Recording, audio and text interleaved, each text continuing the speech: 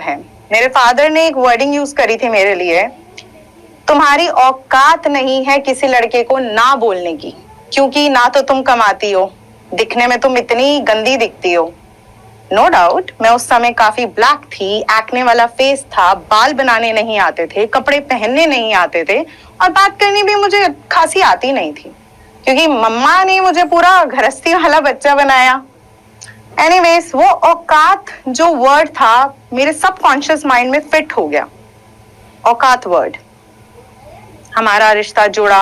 अब मेरे फादर एक ऐसे बैकग्राउंड से थे कि लड़का और लड़की कोर्टशिप पीरियड में मिल नहीं सकते।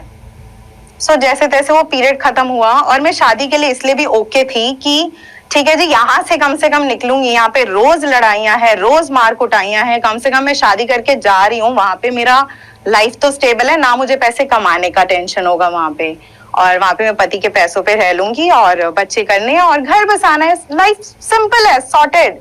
सो वो एक्सपेक्टेशन, ह्यूमन है ना, हम सोच लेते हैं ना दिमाग में कि हाँ अब तो एक नया चैप्टर खुलने वाला है लाइफ का, बट मुझे बिल्कुल अंदाजा नहीं था क्या से क्या हो जाएगा। मैं शादी करके वहां पे गई एंड फर्स्ट डे मेरे लुक्स पे बहुत अच्छी कमेंट्री हुई, जो कि जिसकी मैं आदी हूँ थी। सो मैंने उस चीज को इग्नोर करा, मैंने कोशिश करी चीजें आगे बने, ठीक हुए, बट मेरे एक्स हस्बैंड ने मेरे साथ किसी भी टाइप का कोई रिलेशन बनाने के लिए इनकार कर दिया, क्योंकि मैं उन्हें अट्रैक्ट ही नहीं कर पाती थी। मैं इतनी बुरी दिखती थी। कोई बात नहीं, उसके बाद जैसे जैसे मैंने खुद पे काम किया, कभी डिप्रेशन में गई, फिर पीसीओडी मेजर आया और स्लीपिंग पिल्स पे आना पड़ा मुझे, और मैं बड़ी गुस्से में रहती थी। गॉड नोस इतना गुस्सा आया कहाँ से, शायद वो बचपन की चीजें आ गई, फिर शादी से कुछ नहीं मिला, वो सब कुछ ना इकट्ठा होता गया दिमाग में ना। मैं पेरेंट्स के पास जाती बैग उठाकर कि मुझे रखो, वहां पे लड़ाई होगी है, वो मुझे कहते धक्के मार के निकालते, वो कहते यहाँ से निकलो, ये तुम्हारा घर नहीं है, तुम्हारी शादी हो गई है जी। फिर मैं इन लॉज के पास आती बैग उठाकर, वो कहते ये तुम्हारा घर नहीं है, यहाँ से अभी निकलो। सो मेरा बैग ना पैक रहता था और मेरे को समझ नहीं आता था मेरा घर कहाँ है। सो मेरे दिमाग में एक और चीज फिट हो गई सबकॉन्शियस माइंड में, कुछ भी हो मैं पहले अपना घर बनाऊंगी ताकि मेरा सामान तो मेरे घर में रहे, मैं सिक्योर तो फील करूं कि हाँ ये मेरा घर है। और 90% लड़कियों के साथ ये केस है। काफी लड़कियां बोलने का दम रखती हैं, काफी लड़कियां बोल नहीं पाती हैं। काफी लोगों का ये मैटर है, काफी लोगों का ये प्रॉब्लम है कि उनका बैग पैक रहता है, ससुराल से मायके, मायके से ससुराल, वो जंप ही करती रहती हैं और स्टेबल लाइफ है ही नहीं।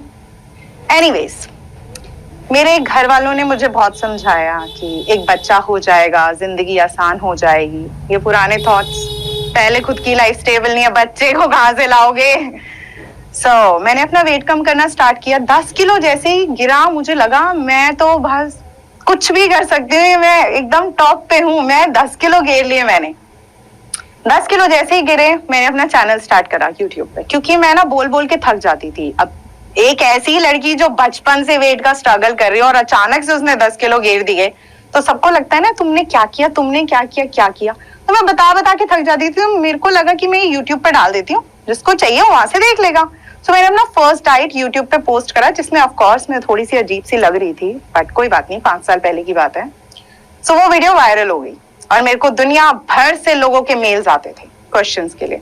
फिर बिफोर आफ्टर की पिक्चर्स आती थी, मेरे को बड़ा मजा आने लगा। तब मैं जॉब करती थी, आई गेस 16,000 रुपए की, HR ELI में, रिक्रूटमेंट में मेजरली मैं काम करती थी। मेरा मन करा, मैंने कहा छोड़ो जॉब। और मैं बड़ी, अब मेरे को इसमें कुछ भी कह सकते हो, मैंने जॉब छोड़ा एक ही दिन के डिसीजन में। मैंने कहा अगर मैं यहाँ पे रिजाइन दूंगी, यहाँ पे कागज डालूंगी, मैं दोबारा जॉब करूंगी, तो मुझे जॉब करनी नहीं है, काटा। मैंने अपने रास्ता बंद करा और मैंने एक नए रास्ते पे ध्यान दिया, जो था मेरा यूट्यूब का करियर, मेरा फिटनेस का करियर। उस स्टेज पे मुझे कुछ नहीं समझ आता था। हस्बैंड क्या कर रहे हैं, घर में क्या हो रहा है, मम्मी ठीक है नहीं है, फादर किसकी कुटाई कर रहा है, मुझे कुछ नहीं पता चलता था। मैं सिर्फ ये देखती थी मैं ठीक हूँ, मेरा मेंटल लेवल ठीक है और मेरा करियर ठीक है और मेरा पीरियड्स जो बिल्कुल रेगुलर था वो ठीक है, तो मैं ठीक हूँ।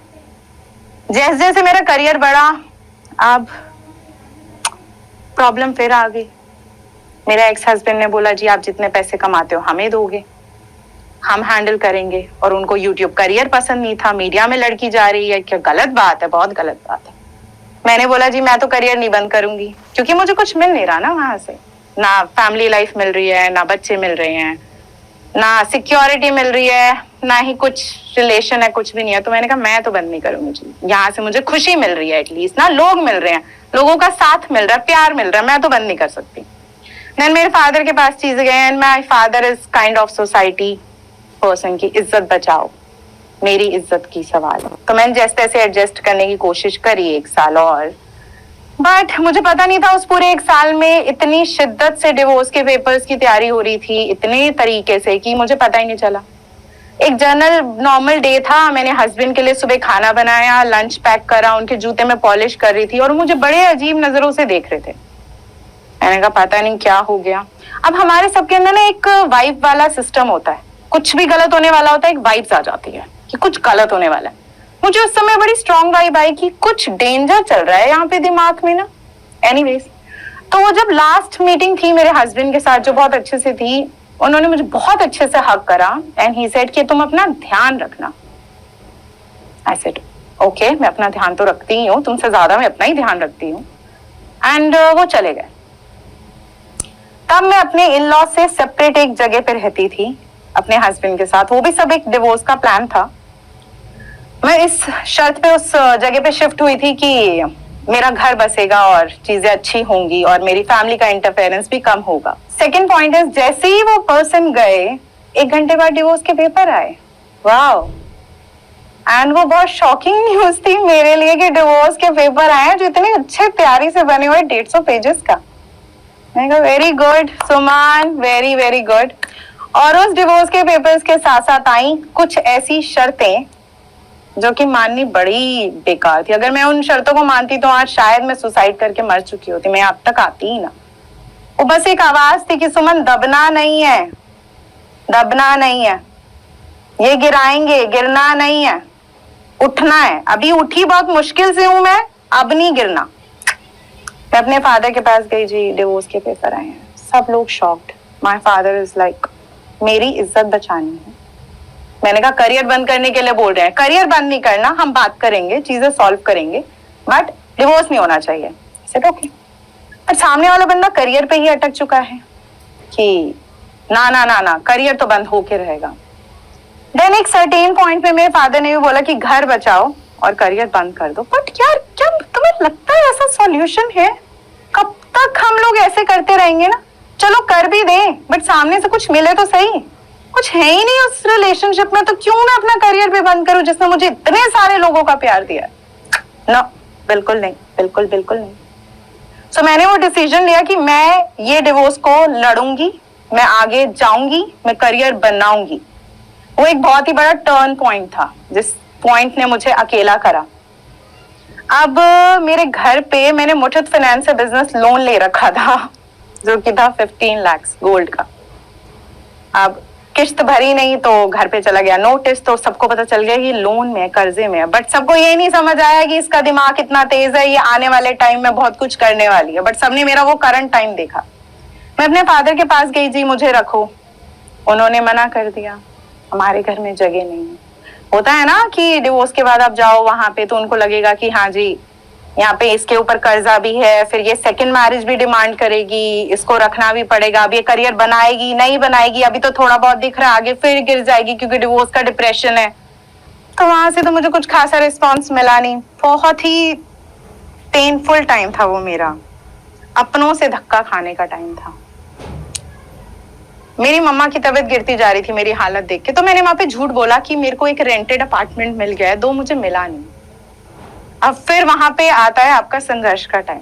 मैं जितने प्रॉपर्टी डीलर्स के पास जाती थी कि मुझे रेंटेड अपार्टमेंट चाहिए, वो मेरा आधार कार्ड देखते थे, अच्छा गुड़गांव में ही रहते हो? हाँ जी। तो पेरेंट्स के पास क्यों नहीं रहते? डिवोर्स चल रहा है साहब। डिवोर्स ही हो जी? अच्छा, ये रहा फ्लैट की चाबी, मेरा फ्लैट है, आप रखिए एक चाबी मेरे पास, एक चाबी आपके पास। बहुत ही सिंपल लाइन यूज करते हैं ऐसे डिवोर्सीज के लिए, जैसे हम हर चीज के लिए रेडी हैं। वो टाइम बहुत खतरनाक था। मैं कुछ दिन अपनी दोस्तों के घर रुकी, 1-2 दिन मैं अपनी मामी के घर रुकी, बट ज्यादा टाइम तक आप किसी घर में नहीं रुक सकते ना, उनकी प्राइवेसी खराब होती है। और मेरे पास घर नहीं था। मैं 2 दिन बंगला साहिब चली गई, वहां पे मेरे को सेफ फील होता था और काम का प्रेशर इतना ज्यादा था, घर नहीं था, कुछ भी नहीं था। और मम्मा मेरे को फोन करती थी, खाना खाया? आई सेड हाँ खाया। मिल गया घर? हाँ मिल गया। ठीक है, मैंने कहा हाँ ठीक। कट। फिर मेरी एक बहुत अच्छी क्लाइंट थी, उनसे मैंने डिस्कस करा, रैंडम कॉल था और मैं बहुत ही उदास थी। उन्होंने कहा Suman are you okay, but हर टाइम तो तुम जोश में रहती हो, आज क्या हो गया? मैंने कहा ऐसे ऐसे मुझे घर नहीं मिल रहा और मुझे प्रॉपर्टी डीलर्स कुछ हैं बहुत बदतमीजी से डील कर रहे हैं और मेरे सर पे कोई आदमी नहीं है और मुझे कहीं से हेल्प नहीं मिल रही। She said calm down. उनका एक फ्लैट था ग्रेटर फरीदाबाद में, बहुत बहुत अंदर जाके, जहाँ पे कनेक्टिविटी नहीं थी कॉल्स की, वो टावर नहीं था। उन्होंने बोला कि तुम्हें फोन कॉल्स लेने में प्रॉब्लम आएगी, तुम्हें नीचे बैठ के कॉल्स लेनी पड़ेगी गार्डन में सोसाइटी के। I said okay just give it to me यार, just give it to me. मैं उस रेंटेड फ्लैट में 3 BHK का, जहाँ पे मेरे पास, मैं पैसे जोड़ रही थी, मुझे बहुत गुस्सा था अंदर ना, बहुत पेन था कि मेरी गलती नहीं है, मुझे इन चीजों से गुजरना पड़ रहा है। मुझे बहुत गुस्सा था और अपने पे बड़ा पेन था अपने लिए कि मुझे ये क्यों करना पड़ रहा है, क्यों हो रहा है मेरे साथ ऐसा ना। मतलब मेरे को घर नहीं है, मेरे पास खाने का सिस्टमाइज नहीं है, मेरा डाइट खराब हो गया, मेरे क्लाइंट्स हिल रहे हैं, मेरा काम हिल रहा है, मैं क्यों कर रहे हो? जस्ट बिकॉज वन थिंग कि मैं कुछ करना चाह रही थी और कोई साथ नहीं दे रहा ना, क्योंकि पैसे नहीं है आपके पास। एनीवेज, मैं उस घर में एक गद्दा लेके शिफ्ट हुई थी एंड वन सिंपल ब्लैंकेट। धीरे धीरे मैंने उस घर में सामान बनाया, पैसे जोड़े और लगाया, पर्दे लगाए, वरना चादरों से उसको कवर करा। वो 1.5 साल मैं उस घर में रही हूँ और 1.5 साल में सोई नहीं हूँ। डर लगता है ना अकेले सोने में, क्योंकि पर्दे भी नहीं है, पेन गिरेगा तो आवाज आएगी और पूरे टावर में आपके पास सिर्फ 3 ही फैमिली रह रही है बड़े टावर में। मैं वॉचमैन अंकल को नीचे देखती रहती थी कि आप घूम रहे हो ना। और जब बात आती थी क्लाइंट कॉल्स की, NRI क्लाइंट्स की कॉल्स लेनी है, तो नीचे गार्डन में जाना पड़ता था, 2 बजे 1 बजे वहां पे बैठ के काम करना पड़ता है, कॉल्स की आवाज ही नहीं आती थी। 1.5 साल ना मैं सोई नहीं, रोती, कभी हॉस्पिटलाइज होती, कुछ होता, कोई आया नहीं हेल्प करने, किसी ने पूछा नहीं, देखा नहीं। मदर के सामने बड़ी एकदम टिप टॉप बन के जाती थी, मैं बिल्कुल ठीक हूँ, अंदर से मैं ठीक नहीं थी, because I am in a pain. Divorce case चल रहा था, कोई नहीं आता था कोर्ट में मेरे साथ, वहां से 5 लोग आते थे डेट पे, मैं अकेली जाती थी। हाँ, मेरे लॉयर के साथ, दीपक कोहली जी के साथ। वो भी बोलते थे बड़ी ताकतवर लड़की है तू। मैंने कहा वो मैं हूँ, बनना पड़ा ना, ऑप्शन नहीं है, नहीं तो मरो, सुसाइड करो, या तो फिर आप यहाँ तक आओ, दोनों में से एक ही ऑप्शन है आपके पास, तो करना पड़ा ना। साथ में मजबूती भी दिखानी पड़ी, क्योंकि यहाँ पे आपके क्लाइंट से वो ही बेचारे टूटे पड़े, उनको खड़ा करने के लिए आपको खड़ा होना पड़ेगा ना, तो वो करना पड़ा। फिर 1.5 साल के उस करियर में, जब तक मेरा डिवोर्स अच्छा खासा चल रहा था, मैंने ये पैसे जोड़े और मैंने सबसे पहली चीज करी, अपने लिए एक सुंदर सा घर बनाया। जिस दिन मैंने उस घर की पेमेंट करी, मैं उस रात को तसल्ली से सोई कि ये मैंने किया है जी। और फिर मैंने डिक्लेयर किया कि मैंने घर बनाया है। अब पैसे की पावर सुनो, जब आपके पास पैसा आता है, जो लोग आपको कभी हेलो बोल के राजी नहीं है, वो एकदम टर्न कर जाते हैं। मेरा पूरा एंटायर फैमिली टर्न हो गया, तुम ठीक हो, मेरे फादर का रुबाब चेंज हो गया, घर ले लिया, इट मीन्स कुछ करा है, बिग करा है जी, करा। जब घर देखा तो वो और प्यारा है, क्योंकि उसको मैंने खुद खड़ के बनाया, मेरा पूरा दिल जान सब लगाया उस घर में, सब मेहनत से बनाया, खुद से बनाया, खड़ के बनवाया, मजदूरों में कोई नहीं आया था, मैंने अकेले बनवाया। घर बनाया तो मैंने पैसे की ना पावर देखी है। उस समय मेरे दिल में आया कि ये मेरी औकात है, मैं यहाँ तक आई हूँ, ये मेरी औकात है, मैं यहाँ तक जंप करके खुद से आई हूँ।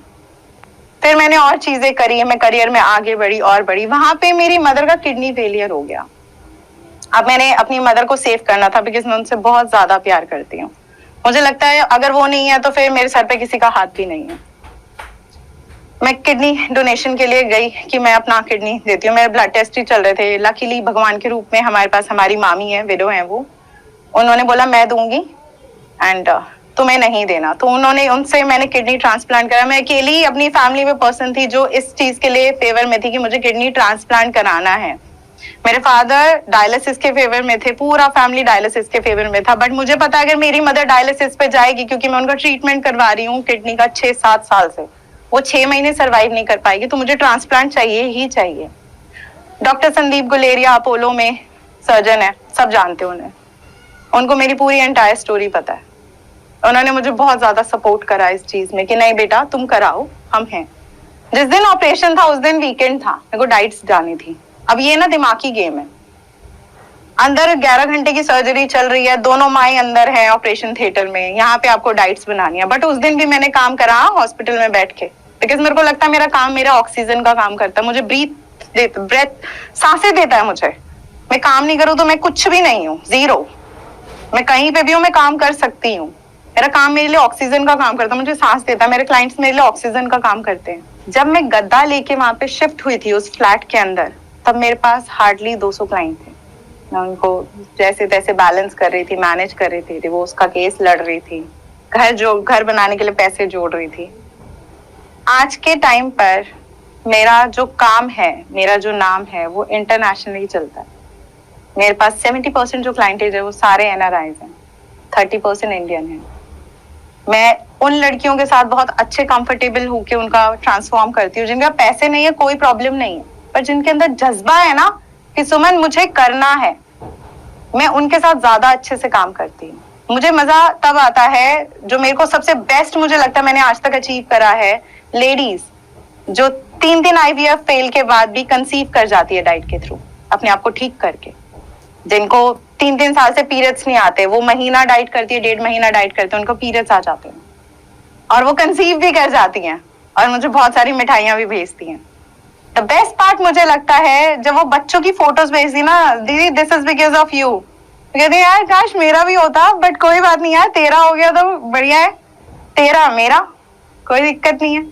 सो ये छोटी छोटी चीजें हैं, मुझे लगता है ये मैंने बहुत तसल्ली से हासिल करी है। जो ये प्यार मैंने हासिल करा है, ये मुझे मेरे घर वालों ने दिया नहीं, कहीं से मुझे मिला नहीं, तो मुझे वहां से मिला और वो जो प्यार है मुझे यहाँ तक खड़ा करता है। मैं अपनी उड़ान कभी किसी के हाथ में नहीं दूंगी।